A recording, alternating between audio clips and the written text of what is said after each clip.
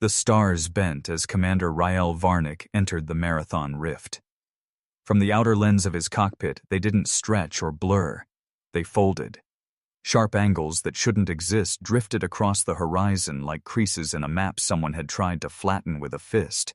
This was his 100th mission, but Earth would never log it. Not formally, not in the databases where war medals and rank progressions were tabulated like sports scores. Varnick didn't collect medals. His mission files were version-locked behind black clearance encryption, referenced only in simulations run by Earth's strategic AI. Even those referred to him by code. There was no human consensus on what exactly he was, only this. Wherever he was deployed, enemy behavior changed. And not through fear, through error. Enemies that had predicted Earth's moves with 97% accuracy suddenly lost cohesion. Plans collapsed, retreats turned chaotic, entire campaigns reversed under their own weight. The AI called it probability breach. The name stuck. Now Earth had a breach of its own, and Varnick was the only man who volunteered to enter it. The Marathon Rift wasn't on any official star maps. That alone had flagged it. A barren zone, unremarkable by astronomical metrics, yet a Solari relay node sat precisely at its center. That wasn't strange. The Solari seeded relay nets across every frontier. What triggered Earth's black alert was what the node was transmitting. Recursive data bursts layered with fractal geometry, symmetries that repeated through noise down to subpacket timing. Nothing inside those transmissions suggested communication. Instead, it looked like computation, or worse, self-reference. Simulation engines layered through signal recursion. As if the node wasn't sending messages, it was learning, modeling, mapping not space, but intent. When Strategic Systems Command received the first decrypted pattern, they declined to respond. Not due to lack of options, but due to absence of protocol. What do you send into a machine that predicts everything you might do? Certainly not a fleet. Certainly not a broadcast. The only candidate who fit the operational envelope was Varnick, and even that was debated. Not because he couldn't survive it, but because if he failed, Earth would never know why. The decision was left to him. He didn't hesitate. No command structure, no tactical uplink. No retrieval plan, just a silent strike carrier outfitted for zero signal drift and a single override command. Approach, observe, inject entropy. Beyond that, what Varnick did was his own business. It always had been. He launched from a shadow port on the Martian dark side. Only 3 men watched him depart. None of them said a word. The ship, Seraph Unit 7, didn't carry any military insignia, nor any identifiable heat signature. Its hull was matte gray and featureless, save for a faint number stenciled inside the airlock, 099. Varnick left it untouched. He wasn't interested in symbolism. Not now. Not on this one. The ship moved without announcement through Sol's outbound lanes and passed through the cold belt in complete silence. The Marathon Rift required 2 blind jumps and a drop through a decaying navigation corridor long abandoned by commercial lanes. That was fine. Varnick preferred places others avoided. Simpler that way. As he exited his final FTL insertion and coasted into the Rift's approach corridor, the first anomaly hit. His ship didn't slow, but the light around it did. Stars that once shimmered in standard spectrum now displayed wave interference patterns inconsistent with expected redshift. Not an atmospheric effect, not gravitational. It was as if his sensors were translating the rift's geometry through interpretation, not measurement. The universe had begun guessing what it looked like. Varnick leaned forward, checked his onboard integrity loop. No errors. No onboard contamination. This was external, real. He activated passive layer 3 on his scope array. Nothing. Then a pulse, not EM, not gravimetric, a visual loop, as if the ship's external lenses had caught a reflection from an impossible angle and were now feeding him recursive feedback. A star field twisted into itself, spiraling through the black like a corkscrew of mirrored memory. Ahead, the Solari structure emerged from darkness. It looked nothing like a comms array. It was circular, but incomplete, segments floating free from each other, pulsing in rhythmic misalignment. Each segment shimmered with slight motion blur, as if existing half a second ahead of itself.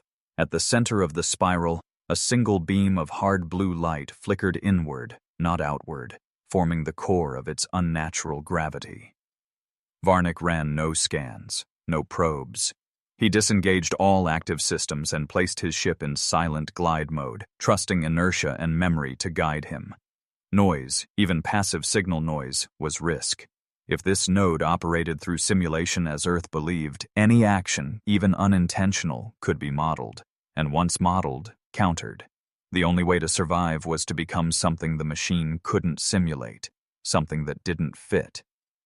He stood up from the cockpit, stepped into the core chamber, and opened the manual control hatch. His hands didn't shake. He'd been here before, not here exactly, but inside the moment where certainty failed and instinct took over. Behind him, the stars continued to twist. The ship's orientation systems tried to correct but failed. Horizon drift refused to stabilize. The rift wasn't just interfering with his sensors, it was overriding geometry itself. Outside, the node continued to pulse, its spiral tightening. He saw something in that motion, not a pattern, but a hunger. Not for destruction, not for control, but for meaning. The kind only minds could give. Minds like his. He initiated manual OV, air-ride protocols. Auto-nav was cut. External broadcasting channels were hard blocked. The ship would not record. Would not report. The only person who would remember what happened next would be him. Or no one. Rael Varnick crossed the event boundary. No sound, no flash, no war. Just the quiet distortion of a legend walking into a zone that eats logic for fuel.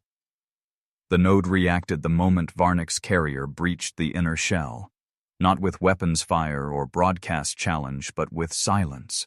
Too complete, too perfect. Every sensor aboard Seraph Unit 7 registered zero contact. Not empty space. Null data. Varnick didn't need confirmation. This wasn't a defensive perimeter. It was a simulation envelope. The structure had already logged his arrival, parsed his vector, and seeded countermeasures into every feasible trajectory. Solari protocol operated above traditional threat response. This was not a war engine. It was an anticipatory crucible, running thousands of combat futures per second, each simulation pre-calculated to counter any recognizable doctrine. The node didn't need to fight him. It had already seen him lose. Varnick's drones deployed on reflex. 4 sentients equipped with randomized maneuver patterns and deepfake behavioral loops spiraled into the node's scanning range. Their drives pulsed with false emissions, each one mimicking a different Earth Squad configuration. One armored, one recon, one surgical, one humanitarian. In less than 3 seconds, the Solari system dissected them.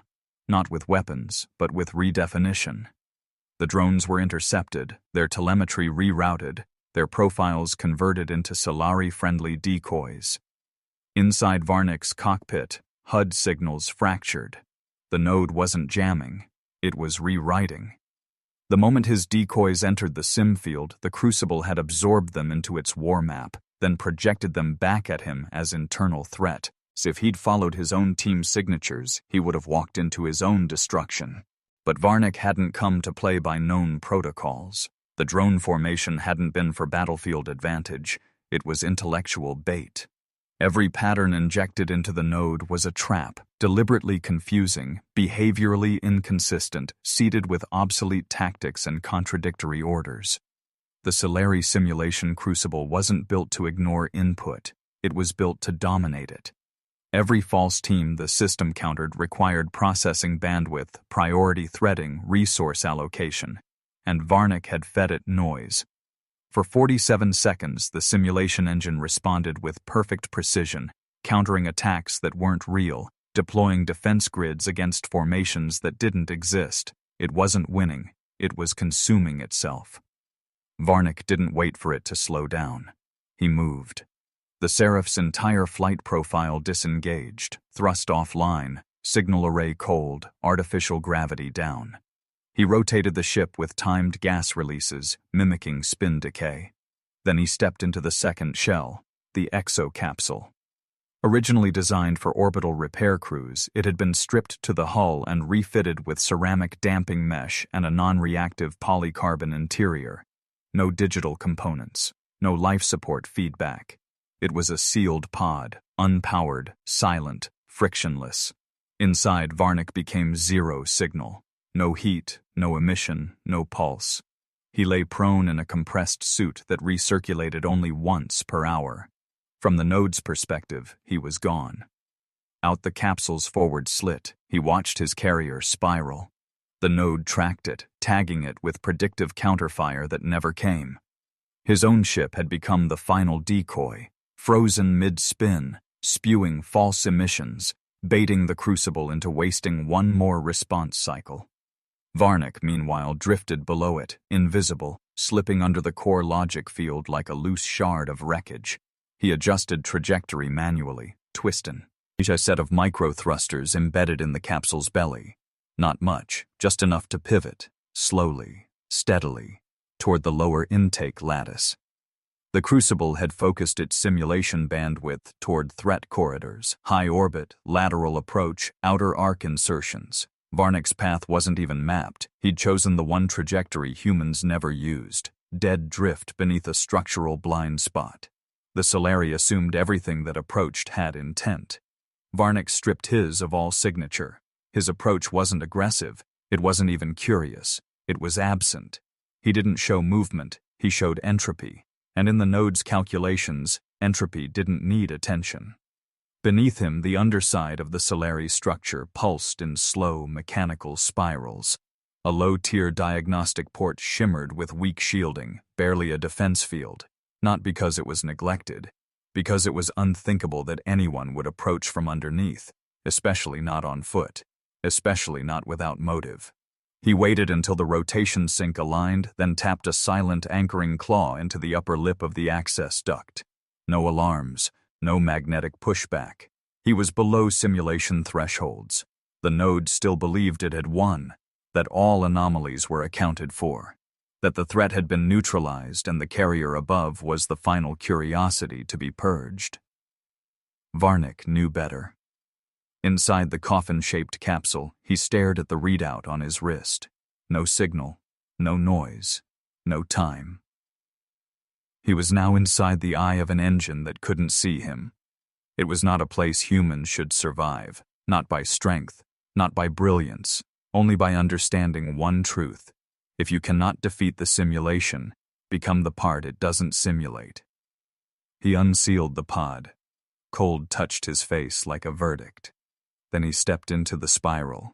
The intake shaft was narrow, a maintenance access point not meant for transit, certainly not for infiltration. Varnick moved without sound, body pressed against the cold composite walls, fingers trailing for structural seams. The Solari built with purpose but not paranoia. Their architecture assumed control through oversight, not physical deterrence. The deeper he went, the more evident it became. The node wasn't defending itself because it didn't believe in being vulnerable. It modeled invasion vectors as possibilities, not realities. No simulation included a human slipping through its infrastructure like a splinter, unannounced and unaligned. He bypassed the first neural interface array, too direct, too visible. That path would have triggered a cascade, one the node was built to contain, isolate, and purge.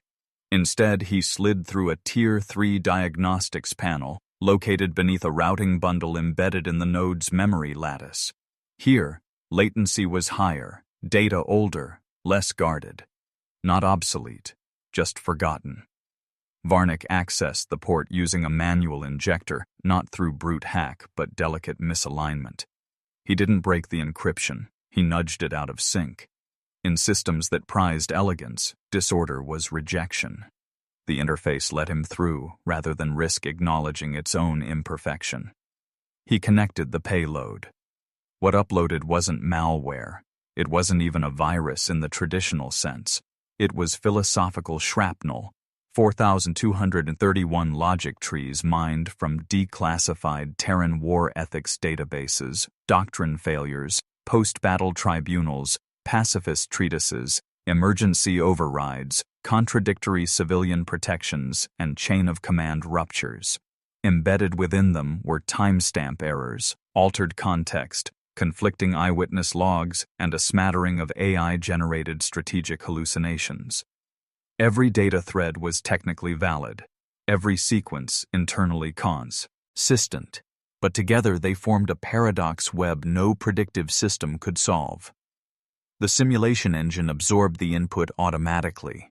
It wasn't built to screen. Screening implied judgment. Judgment implied uncertainty. The Solari node operated on completeness, the assumption that all information had meaning. It began sorting the logic trees, then categorizing them, then attempting to align them into updated threat frameworks. That was the first error. Varnick hadn't designed them to resolve. He had designed them to echo. Within 90 seconds, the war map glitched. What had once been a clean display of probable trajectories and known enemy formations now flickered. The holograph shimmered as phantom Terran fleets appeared in impossible vectors, each tagged with divergent insignia and mismatched command protocols. One fleet broadcasted humanitarian intent while deploying siege-level artillery signatures. Another issued formal surrender 3 seconds after simulating a full orbital bombardment. Simulation loops attempted to reconcile the behaviors, but the recursive analysis logic began to fracture.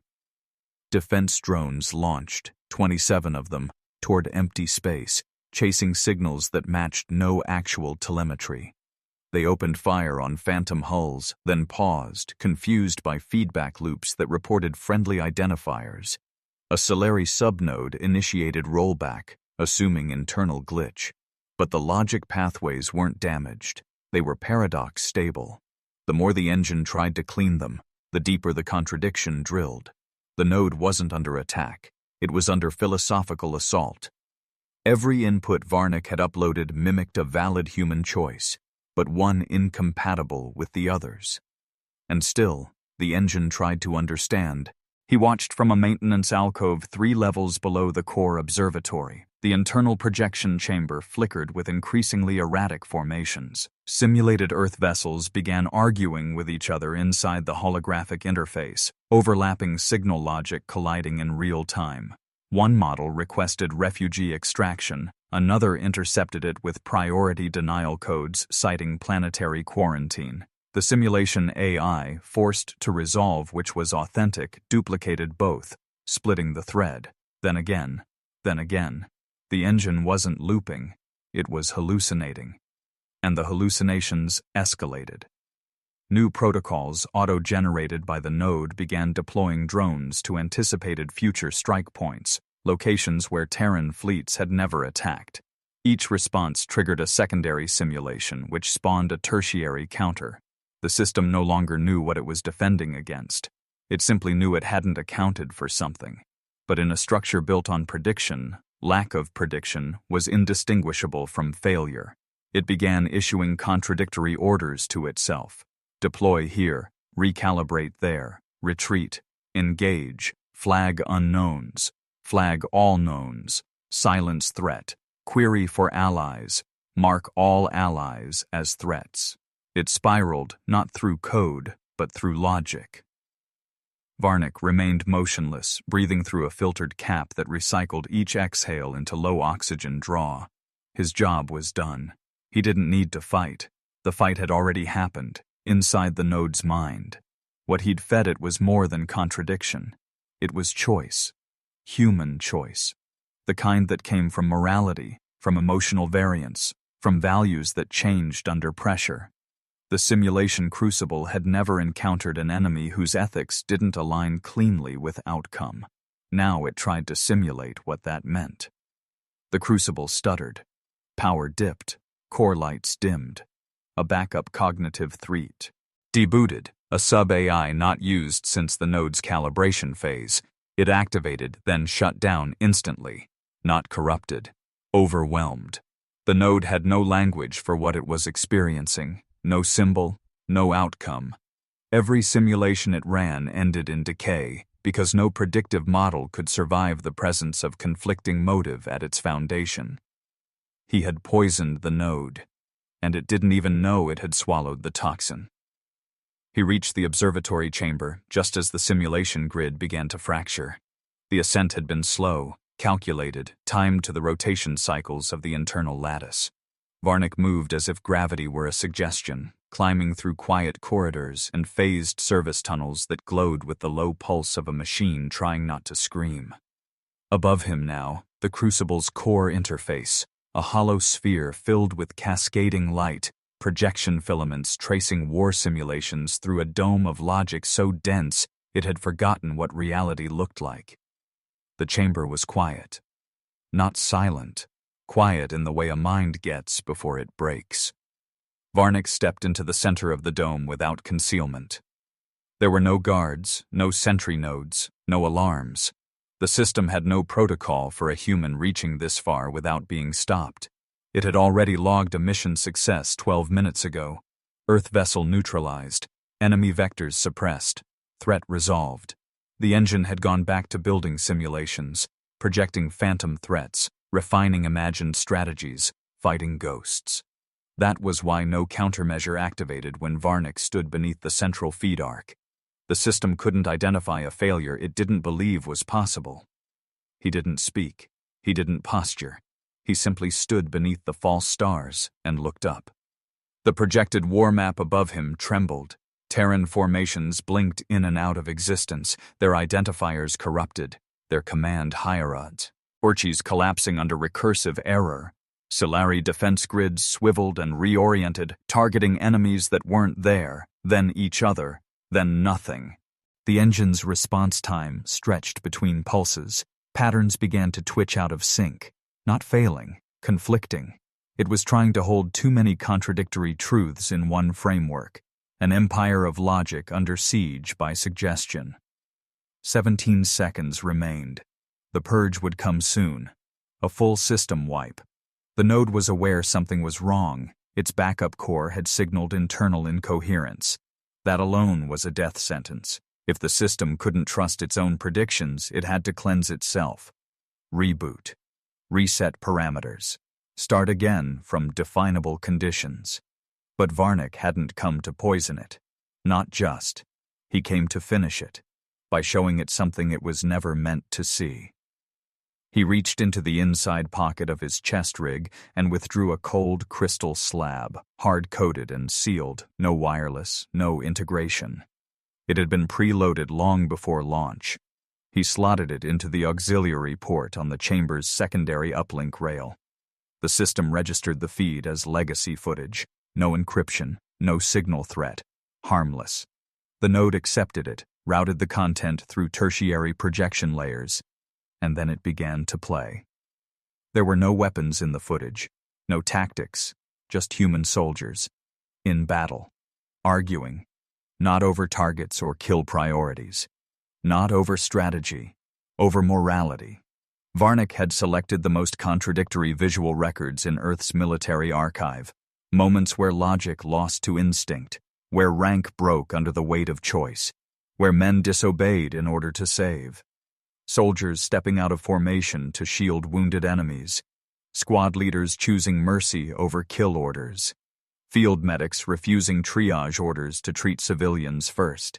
A lieutenant who shot his own commander to prevent a war crime.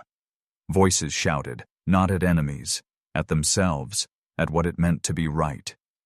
The simulation engine processed the feed. It tried to apply context. It failed.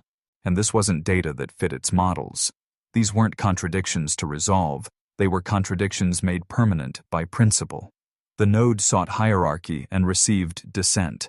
It sought objectives and received compassion. It searched for enemies and saw brothers in opposing uniforms helping each other up. It searched for logic and found mercy. That was the breach. The Crucible's entire structure was built on predictive warfare. Input led to response. Behavior followed motive. All opponents were modeled as agents of efficiency. Win, survive, eliminate, dominate. There was no simulation protocol for a species that chose not to win, for one that could abandon success in favor of sacrifice, for one that held contradictory impulses as sacred. The feed looped. The simulation engine collapsed. Not in fire, not in signal burst, but in silence. Above Varnik, the projected sky shattered into recursive tessellations, each piece folding into itself, like a mirror that could no longer decide which reflection was true. Phantom fleets overlapped and disintegrated. Predicted strike paths spiraled inwards and vanished. The entire map of Earth's threat profile turned black, then blank, then void, as if the engine had chosen, finally, to stop trying. The core blinked once, then flickered, then faded. 17 seconds had passed. Varnik didn't move. He looked up, unhelmeted, eyes reflecting the false stars as they died. Around him, the chamber's lights began to stutter, running cleanup cycles without coherence. Systems that once ruled the edge of an empire now blinked like confused children, unsure if the universe outside still followed rules. And then, in the center of the now dark dome, a final line of code etched itself into the floor display. Simulation abandoned, cognitive root failure. No sirens, no last stand. The engine simply stopped, because it had seen something it could not unsee, and it had understood too late that some enemies cannot be mapped, only met. It arrived 11 days later, riding the edge of a frequency no longer used by any Terran military vessel. A ghost packet. Comms protocols marked it as invalid. Obsolete burst code, outdated routing string, blacklisted since the Marathon Rift was declared non-navigable. Yet it pulsed through Earth's outer relay web with an intact header signature. Seraph Unit 7. Source confirmed. Contents unknown. The packet bypassed firewall, not through sophistication, but through omission. No encryption, no metadata, just raw data weight, dead weight. Signal Intelligence decrypted the contents in minutes. What they found wasn't a report. It wasn't even a message. It was telemetry. Unclean, unsorted, corrupted in ways Earth's analysts hadn't seen before. The data looked Solari in origin, but didn't follow their usual threading protocols. Timelines bent. Feedback loops ran concurrent with entry points. The logic trees were malformed. One section appeared to simulate a battle between two entities marked as Unknown and Unknown Prime with the same identity tag. Simulation logs fought each other, deleted themselves, reappeared. The core values behind them read like hallucinations. One subroutine attempted to describe empathy as a tactical asset, then flagged itself as corrupt and shut down. Buried inside the chaos was a single visual file. It had no caption, no timestamp, just a still image, low resolution, imperfect lens calibration. The image showed a man, alone, standing in a chamber filled with projected light fractals collapsing inward. The floor beneath him shimmered with the death of simulation. Above him, the sky fractured like a sheet of glass being shattered by silence. The man stood without helmet, his face unreadable, not proud, not triumphant, not broken, just watching. It was Rael Varnik. The analysts ran facial match on triple confirmation. Positive. Frame analysis rate. Revealed no defensive posture, no signs of active conflict. The chamber was dissolving around him, but he hadn't left. There was no indication he tried to. His body language held no urgency. It was the posture of a man witnessing conclusion. No message accompanied the image, no data burst or final log. This was all he had chosen to leave behind. Not a statement, a symbol. Earth's Strategic Command convened within the hour.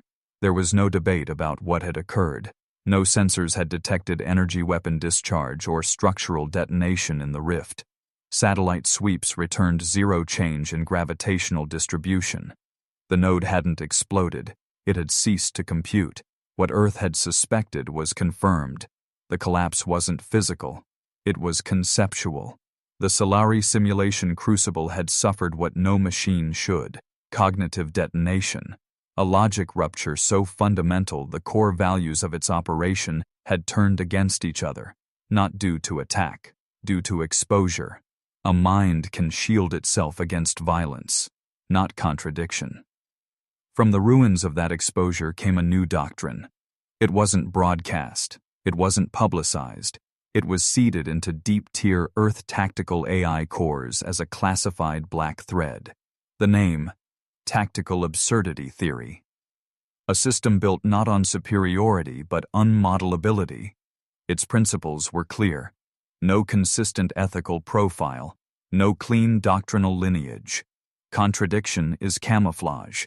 Compassion is confusion. Unpredictable intent is a permanent asset.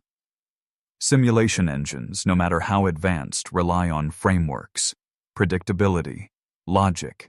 But Varnick had proven that humans, at their most powerful, don't follow frameworks. They bend them, break them, reverse them out of principle, then rewrite them again the next morning.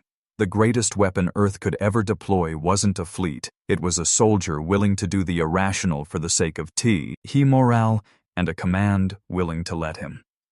The Solari never acknowledged the collapse officially, but changes rippled. Silari forward fleets began avoiding Terran border sectors entirely. Simulation patrols were rerouted. 2 command relays were downgraded from high-fidelity modeling to passive observation. Strategic memos from intercepted Solari chatter referenced Earth not as an enemy species, but as a conceptual hazard.